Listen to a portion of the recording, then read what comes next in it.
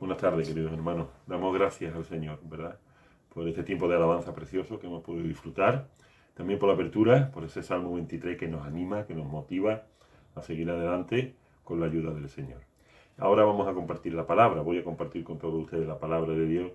Palabra viva y eficaz para cada una de nuestras vidas. Fijaos que en estos tiempos, en estos momentos, pues resulta de que tenemos que reconocer, no tenemos más remedio que reconocer, porque es evidente que estamos en medio de una tremenda crisis. Estamos en medio de una crisis, en este caso sanitaria. Una crisis que ha hecho tambalear pues los cimientos de este mundo, realmente. Esta crisis sanitaria está haciendo tambalear los cimientos de este mundo. Los países, los gobiernos, pues están ahí, o estamos ahí, luchando para que buscar una solución. El mundo está en crisis. Pero hay una pregunta importante para este tiempo. ¿Qué debe hacer el pueblo de Dios en medio de una crisis de este tipo? ¿Qué debe hacer el pueblo de Dios en medio de una crisis como esta, en la que estamos viviendo nosotros? ¿Qué debe hacer la Iglesia de Jesucristo en medio de una crisis de este tipo, hermano, tan tremenda? ¿Qué debe hacer la Iglesia de Jesucristo? Bueno, es una buena pregunta, ¿verdad? Pero yo creo que lo mejor para responder a esta pregunta en esta tarde es ver el comportamiento o ver lo que hicieron otros cristianos que en otro tiempo también vivieron crisis importantes, ¿no? ¿Cómo soportaron ellos? ¿Cómo llevaron adelante la crisis que vivieron en sus tiempos, en sus momentos? Y vamos a ver el ejemplo de un grupo de cristianos entre los que se encontraba Pablo, el apóstol Pablo, y cómo vivieron ellos la crisis, ¿no? Segunda de Corintios, capítulo 6. Ahí vamos a tener una lectura de la palabra de Dios. Lo vamos a hacer en la nueva versión internacional, la traducción de la nueva versión internacional. Y fijaros, segunda de Corintios, capítulo 6, versículo 1, dice lo siguiente. Nosotros, colaboradores de Dios, les rogamos que no reciban su gracia en vano. Porque Él dice, en el tiempo propicio te escuché y en el día de salvación te ayudé. Les digo que este es el momento propicio de Dios. Hoy es el día de salvación. Por nuestra parte, a nadie damos motivo alguno de tropiezo para que no se desacredite nuestro servicio. Más bien, en todo y con mucha paciencia, nos acreditamos como servidores de Dios. En sufrimientos, privaciones y angustias, en azotes, cárceles y tumultos, en trabajos pesados, desvelos y hambre. Servimos con pureza, conocimiento, constancia y bondad en el Espíritu Santo y en amor sincero, con palabras de verdad y con el poder de Dios, con armas de justicia tanto ofensivas como defensivas, por honra y por deshonra, por mala fama y por buena fama, veraces, pero desconocidos, como moribundos, pero aún con vida, golpeados, pero no muertos, aparentemente tristes, pero siempre alegres, pobres en apariencia, pero enriqueciendo a muchos, como si no tuviéramos nada, pero poseyéndolo todo. Amén, hermano. Hasta ahí la palabra de Dios. Fijaos, ¿qué tenían estos hermanos? ¿Qué tenían estos cristianos? Que los hacían superar todas estas crisis, las cuales hemos leído. ¿Qué tenían ellos? Evidentemente, lo mismo que tenemos nosotros, el Espíritu Santo de Dios. Ellos tenían a Cristo. Ellos eran cristianos y tenían a Cristo. Por eso, superaban todas estas crisis que hemos leído, crisis difíciles, pues en azotes, cárceles, trabajos pesados, desvelos, hambre, etcétera, etcétera. Crisis complicadas. Ellos la superaron. ¿Por qué? Porque tenían a Cristo. Tenían a Cristo. Es algo evidente. Y lo que hacían estos creyentes, estos hermanos, lo que hacían en los momentos de crisis era aprovechar ese tiempo para predicar a Cristo. Lo que hacían en los momentos de crisis no era correr, ocultarse, esconderse. Todo lo contrario.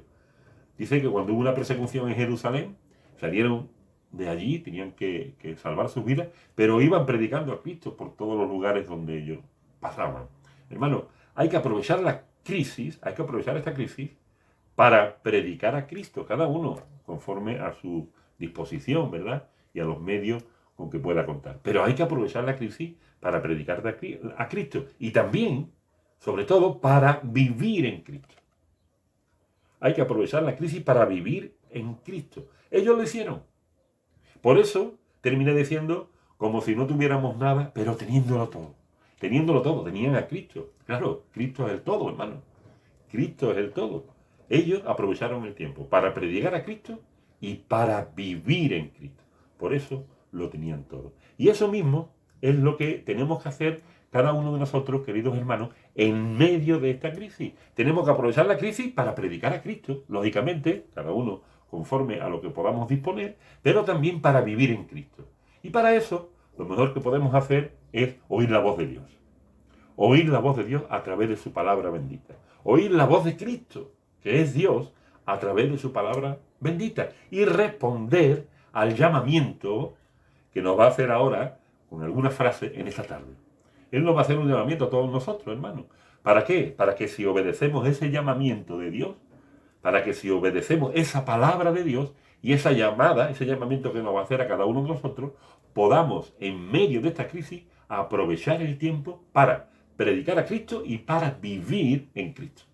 Lo vamos a ver inmediatamente. Fijaros, el primer llamamiento de parte de Dios para cada uno de nosotros. Y lo conocéis, o puede ser que alguno no lo recuerde, pero son palabras de Dios que hemos predicado en alguna ocasión. Él dice en Isaías, capítulo 45 y versículo 22, mirad a mí y sed salvos todos los términos de la tierra, porque yo soy Dios y no hay más. En medio de una crisis como esta, hermanos, tú y yo lo que tenemos que hacer es mirar a Dios. Mirar a Dios, obedecer este llamamiento de Dios. Mirar a Dios. No mires al mundo. ¿Qué va? No mires al mundo. Ni lo que mira el mundo. El mundo mira otras cosas. El mundo lo que mira es lo que ve. Pero nosotros tenemos que mirar lo que no vemos. Y tenemos que mirar a Dios, al Dios de lo imposible, al Dios todopoderoso, al Dios que nos va a guardar y nos va a ayudar, como está haciendo, hermano, cada día de estos momentos difíciles. Él no para de ayudarnos y de bendecirnos. Lo primero que tenemos que hacer, mirar a Dios. Mirar a Dios. Miradme a mí, está diciendo el Señor. Miradme a mí. ¿Estás oyendo? Miradme a mí, está diciendo el Señor. Fijaros que en hebreo habla de esto, en Hebreos 12:2, donde dice, despojémonos de todo peso del pecado que nos asedia y pongamos nuestros ojos, nuestra mirada en el Señor. Porque Él es el autor y consumador de la fe. Así que este llamamiento de Dios, hermano, es muy importante. Mirad a mí y no miréis lo que mira el mundo, ni las cosas del mundo, sino mirar a Dios. Aprovechemos la crisis para mirar a Cristo. Aprovechemos estos tiempos de confinamiento, de cuarentena, para mirar al Dios Todopoderoso. Y Él nos va a bendecir. Otro punto de vista importante y otro llamamiento de Dios para ti y para mí en esta tarde.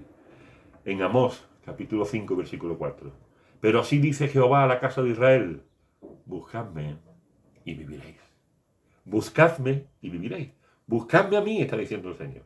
Otro llamamiento importante. Buscadme a mí. No busquemos donde no hay respuesta, hermano. No busquemos en Telecinco a las 5 de la tarde. No busquemos en lugares donde no hay respuesta. Vamos a buscar a donde hay la respuesta. Y la respuesta está en el Señor Todopoderoso. No busquemos soluciones donde no las hay. Busquemos soluciones en aquel que nos ha dado a ti y a mí la vida eterna. Busquemos aquel que nos da esperanza, que nos da paz y que nos da consuelo para seguir adelante. Buscadme a mí, está diciendo el Señor. Buscadme a mí. Hermano, ¿dónde vamos a ir? ¿A quién vamos a buscar? Sino para vivir en Cristo y para aprovechar el tiempo de crisis hay que buscar al Señor. Pero sigue diciendo, Mateo 4:19, hermanos, y les dijo a aquellos discípulos, venid en pos de mí y yo os haré pescadores de hombres. Venid en pos de mí. Está diciéndole, seguidme a mí. No vamos a seguir otra corriente, no vamos a seguir a un hombre, no. Vamos a seguir al único Dios verdadero. Seguidme a mí. Seamos seguidores del Maestro, hermano. En estos momentos difíciles, seguidores del Maestro. Ya sabes que seguidor, o si no lo sabes, te lo digo ahora, seguidor, la palabra seguidor quiere decir alguien que apoya y defiende a algo o a alguien.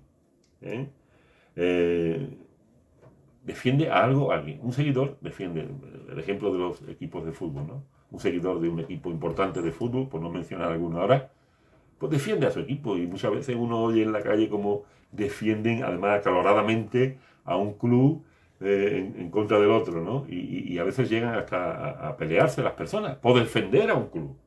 Hermano, vamos a defender a Cristo y vamos a buscar a Cristo y vamos a seguir a Cristo, vamos a ser seguidores de Cristo reales. Ahora es cuando se tienen que ver los verdaderos seguidores del Señor. Así que os animo a seguir a Cristo porque así aprovecharemos el tiempo de la crisis para vivir aún más en Cristo. Otro llamamiento, venid a mí.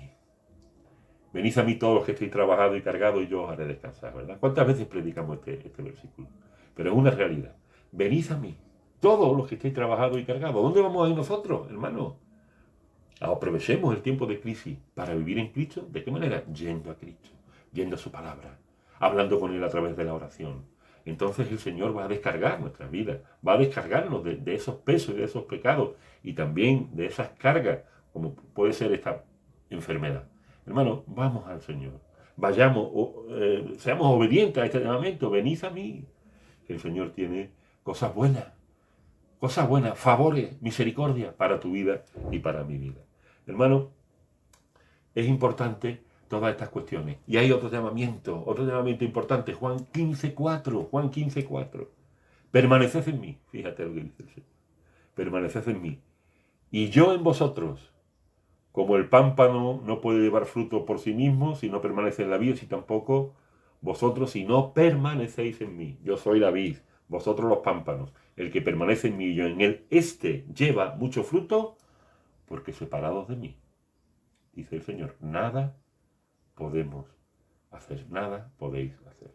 Permaneced en mí, hermano. ¿Qué llamamiento más importante y qué llamamiento más necesario para estos tiempos de dificultad? Permanecer en el Señor, permanecer en su palabra, permanecer en sus caminos, permanecer conforme a su voluntad, permanecer en Él, estar firmes en Él, hermano.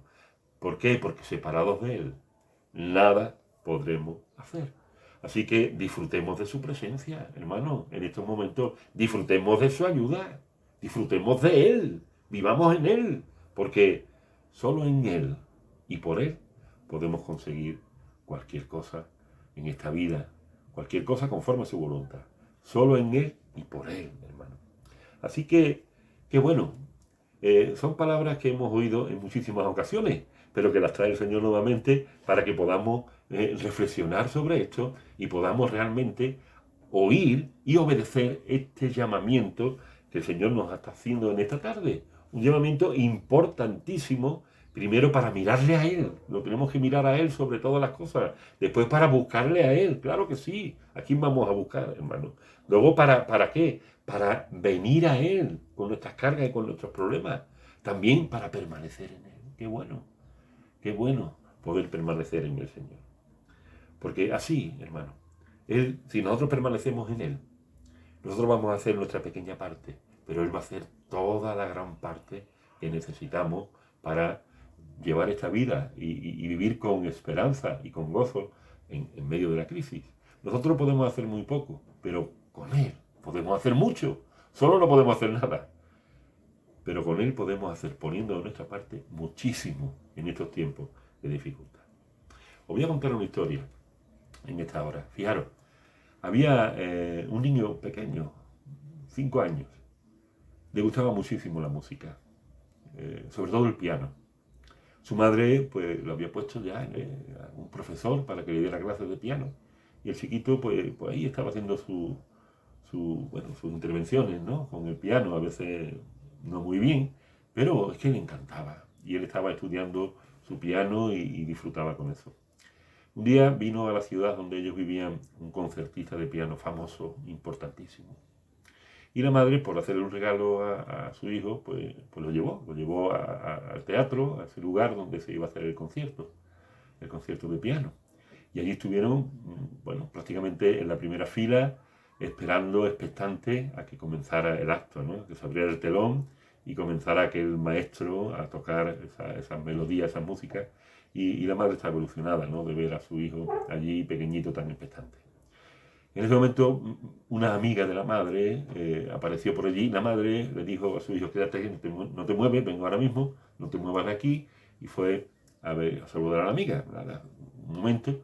Y cuando vuelve, el pequeño no estaba en el asiento. La madre se asusta, mira por todos lados, el pequeño no estaba. En ese momento se apagan las luces y se abre el telón. Y la madre, para su asombro, ve al niño con 5 años sentado en el taburete y delante del piano que tenía que tocar el maestro, la eminencia que iba a venir. Y el niño encima tocando el piano, una de las canciones infantiles que había aprendido, y casi, bueno, la madre se quería morir. La madre en ese momento se quería morir. Y es en ese instante cuando aparece en escena el pianista famoso.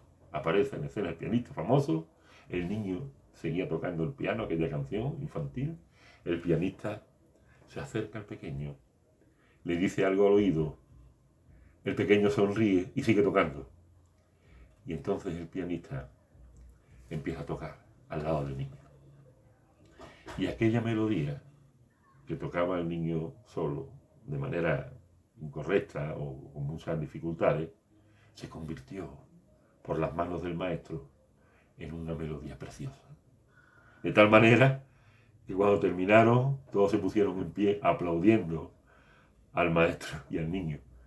Y la madre se le salían las lágrimas. Lo que le dijo el maestro al niño cuando se acercó a él fue, sigue tocando. Sigue tocando.